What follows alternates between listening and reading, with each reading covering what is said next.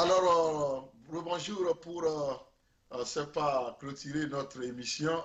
Nous allons à présent passer à la vidéo qui, c'est pas à la limite, nous allons dire que ça fait rire, mais si ce n'était pas sérieux, on allait dire que c'était de la comédie.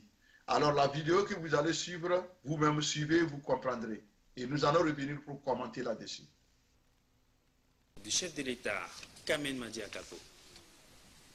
L'ONG CCA-ODS vole au secours à des couches vulnérables. Après la préfecture de Tchamba, cette organisation non gouvernementale est à Kpalimé. 174 jeunes apprentis, commerçants et commerçantes et des personnes âgées ont bénéficié chacun d'une enveloppe financière allant de 50 000 à 200 000 francs CFA selon leurs besoins. Cette action de générosité est la 4e du genre à l'actif de cette ONG au Togo. Et c'est pour soutenir le mandat social du président de la République.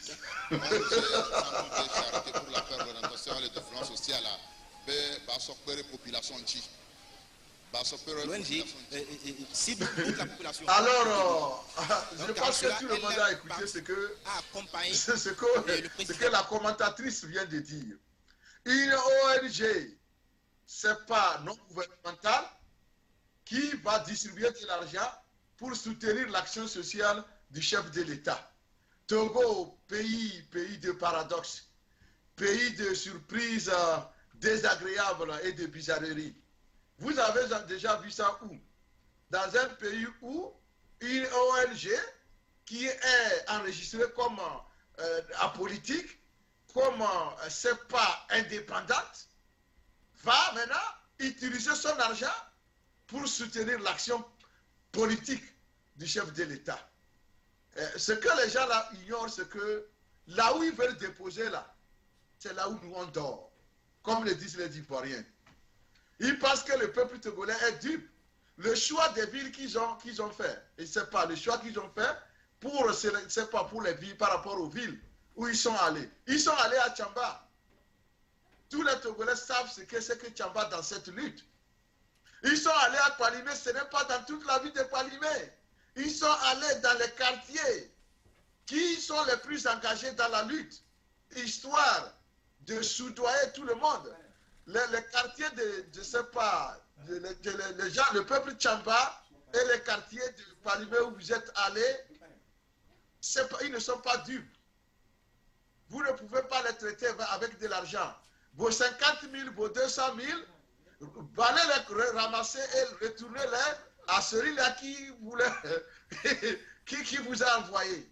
Ce peuple n'a pas besoin de ces 50 000. Vous étiez où au temps chaud?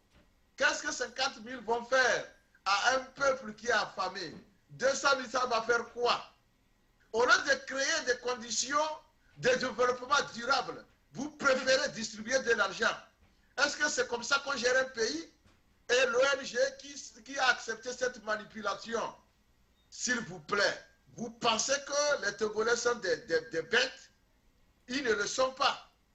Alors, vous avez distribué l'argent, mais vous verrez la mobilisation à Samba. Vous verrez la mobilisation dans les quartiers là à Kpalimé. Vous allez vous dire qu'on regrette d'avoir distribué l'argent à ces gens-là. Ils sont intelligents. Ils ne sont pas des idiots. Ils ont pris l'argent parce que c'est l'argent du contribuable. Et donc, ils vont le dépenser pour encore être forts pour marcher le 13. Alors, tenez-vous bien, vous serez décontenancés. Je vous remercie, M. Timothée. Que pensez-vous de ces manœuvres dilatoires du régime à l'agonie qui veut faire croire aux gens que c'est une ONG qui aime le régime, qui est en train de vouloir faire du bien à son nom? Que pensez-vous de cette manigance, de ces manipulations dès notre âge? Vraiment, professeur, moi, ça m'a beaucoup fait rire et je continue toujours à rire. Ce n'est pas possible ce qu'ils sont en train de penser. D'abord, il faut faire des analyses simples. Il n'y a aucun bailleur de fonds dans ce monde qui donnera son argent à une ONG d'aller distribuer. Non, vous allez créer des projets, vous présentez des projets et le bailleur de fonds finance et vous allez exécuter le projet sur le terrain. Il n'y a pas de bailleur de fonds qui vous donnera de l'argent d'aller distribuer.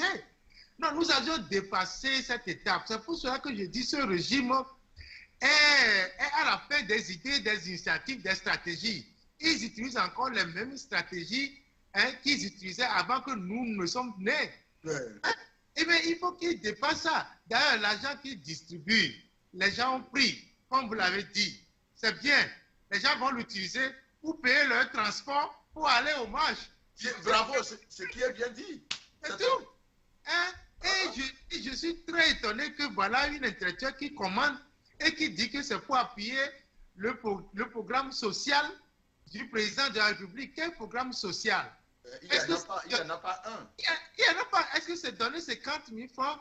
Est-ce que c'est ça qui va contribuer à résoudre les problèmes sociaux que nous avions avec une bonne politique agricole, une bonne politique de santé, une bonne politique éducative, une bonne politique de la justice?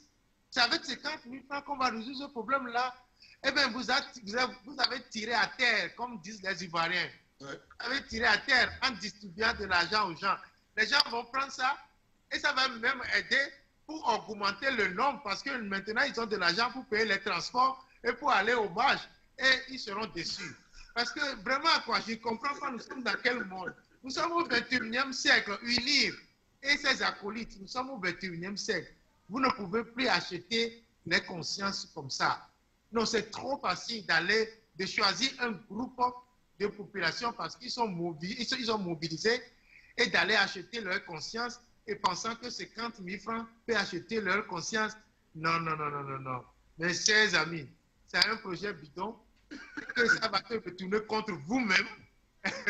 Vous avez plutôt donné de l'arme aux gens pour se soulever contre vous-même. Ouais, ouais. C'est bizarre que nous sommes dans ce pays-là et voilà ce que nous vivons. C'est dommage, professeur, vraiment dommage. Ouais. Moi, j'ai toujours su que la honte a déjà quitté ces gens-là, mais je ne savais pas que c'était si bas. C'est-à-dire que, bon, quand j'avais vu ça, je pensais que peut-être que c'était, si c'était en avril, j'allais parler du poisson d'avril. C'était en mars. Alors, qu'est-ce qu'il faut dire? Dire que les gens ont pu s'asseoir pour réfléchir à un projet comme celui-là. Moi, je me demande, quels sont ceux-là? C'est pourquoi le pays a la traîne. C'est ces gens-là qui dirigent ce pays. Voilà pourquoi rien ne va. Dire que des gens s'asseyent pour réfléchir à un projet comme ça, comme celui-là, allons-y, prenez de l'argent, allez distribuer, dites que c'est vous qui soutenez le régime. Bon, qu'est-ce que vous gagnez dedans? Comme vous l'avez dit, je vais profiter de l'occasion pour demander à la population de Tchamba, à la population de Palimé, d'utiliser cet argent-là pour s'acheter, c'est pas des billets de transport, pour bien manger et sortir le jour-là, s'acheter des chaussures qui résistent, pour bien marcher le jour-là, pour dénoncer le problème dans notre pays, pour dénoncer, c'est pas l'irresponsabilité dans notre pays, pour rejeter une fois encore ce régime qui refuse, n'est-ce pas, un petit changement dans notre pays.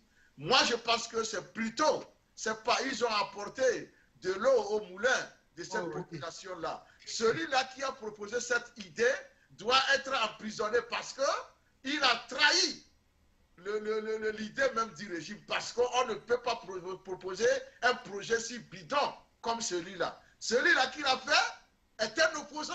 Il ne parle du régime. Alors, j'ai dit qu'il faut le finir. Ouais, mais blague à part, parce que quelqu'un qui aime le régime ne peut pas proposer un projet comme ça, comme celui-là. C'est un fossoyeur du régime. Il se prend pour un soutien du régime. Non. Celui de qui l'idée est venue, c'est un gars dont il faut s'éloigner, parce qu'il ne veut pas le bien du régime. Le régime que nous combattons, il a compris qu'il faut le combattre de l'intérieur. Et il a train de le faire. Je le remercie d'ailleurs.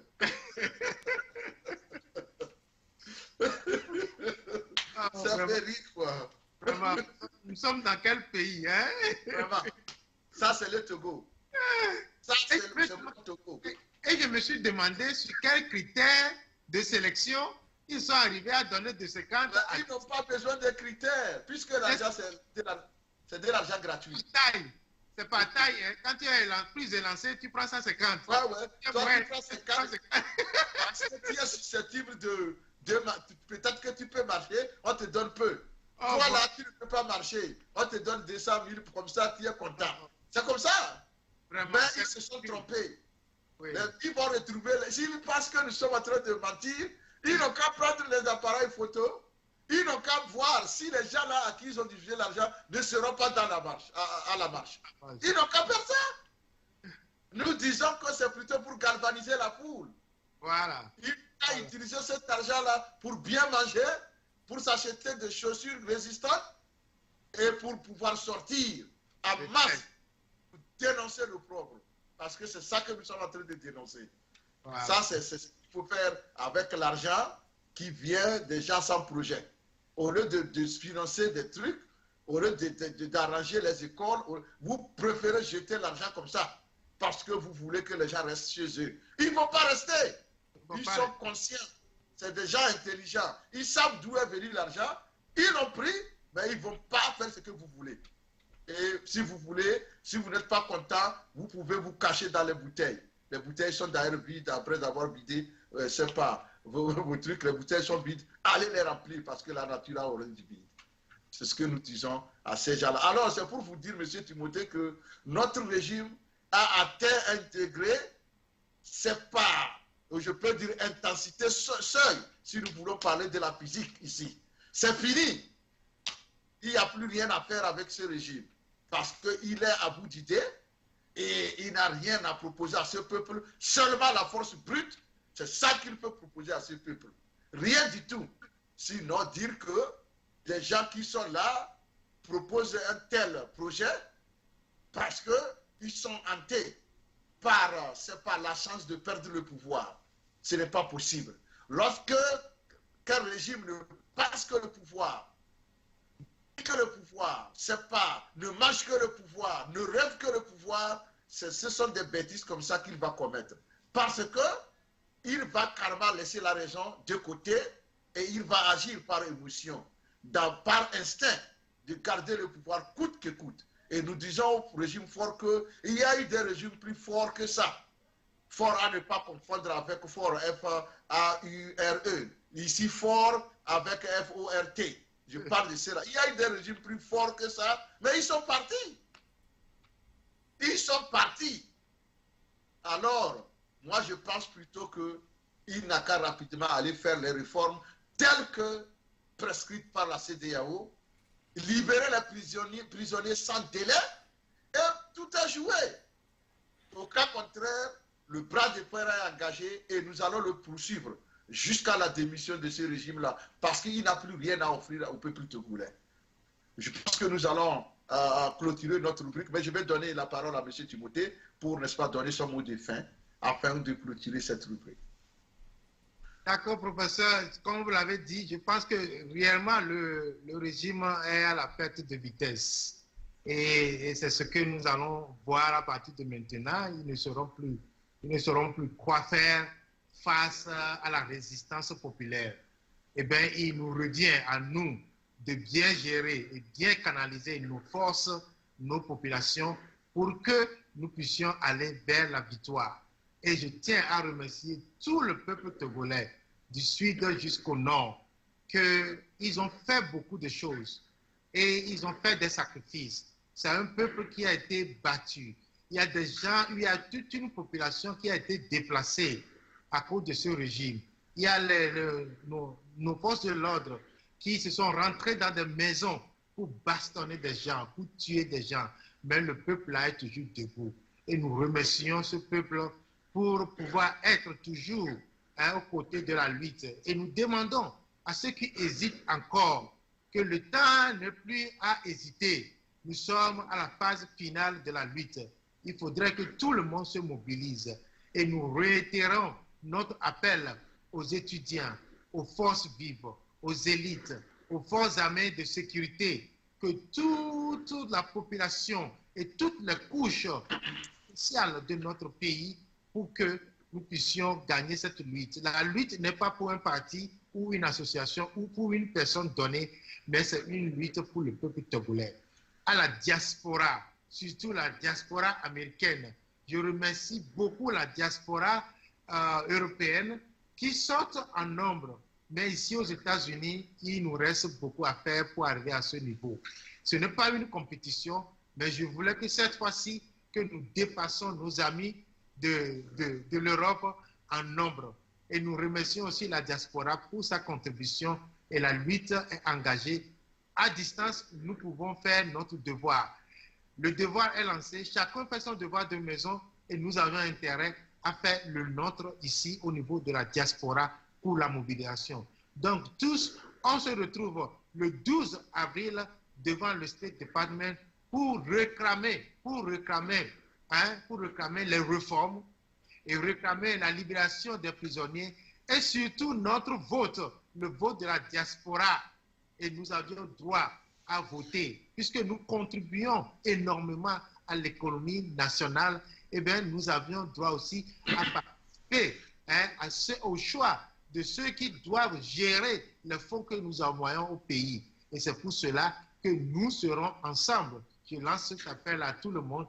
Soyons ensemble le 12 avril devant State Department pour essayer de crier fort pour pouvoir arriver à arracher ces trois éléments que nous venons de citer, les réformes, la libération des prisonniers et le vote de la diaspora. Merci beaucoup, professeur. Merci, M. Timothée, pour cette brillante clôture. Je vais tout simplement ajouter que le peuple togolais, la population togolaise, désormais, tu n'as qu'un seul choix à faire.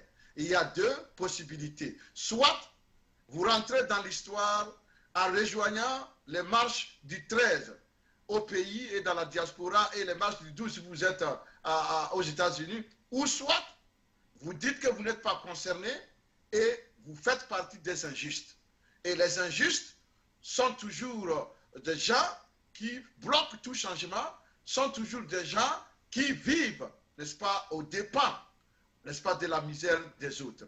Alors, je te dis que tu as un seul choix à faire. Et le seul choix que tu as à faire, c'est d'embrasser les marches qui s'organisent et de faire partie de ces marches-là et de faire aussi ton entrée dans l'histoire. Si tu n'as jamais marché depuis que nous avions commencé, le moment est venu pour toi de rejoindre la marche afin que tu puisses aussi contribuer. Si tu marchais, le moment est venu pour renforcer ton effort dans ces marches-là. Alors que tu sois de la diaspora américaine, que tu sois de la diaspora européenne, africaine, que tu sois de Saint-Cancé, de Dapawan, de Mango, de Kanté, de Nyantougou, de Pia-Odo, de Pia-Akei, que tu sois de Chichao, que tu sois de Ketao, de Pakouda, de Bafilo, de Sokodé, de Champa, de Sotuboua, de Dalié, d'Atapame, de Palimé, de Lomé, de Vogan, de Tabligo, de Tchevier, de Noche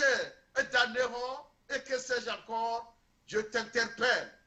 Il faut être au rendez-vous le 13 afin que nous puissions prouver à ce régime que, quand nous disons que nous allons nous mobiliser, nous ne sommes pas en train de blaguer. Car vous le savez, notre succès réside dans le nombre. Plus nous sommes nombreux, moins le régime résistera. Je vous remercie.